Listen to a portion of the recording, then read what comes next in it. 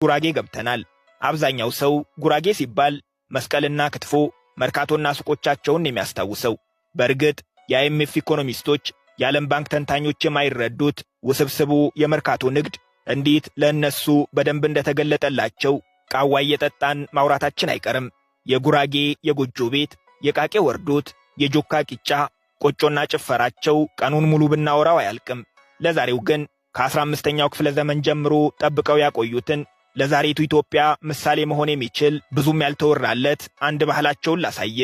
ጉራጌ ቤት ቆንጆ፣ መንገድ ሰፊ መሆን አለበት ብሎ ያምናል።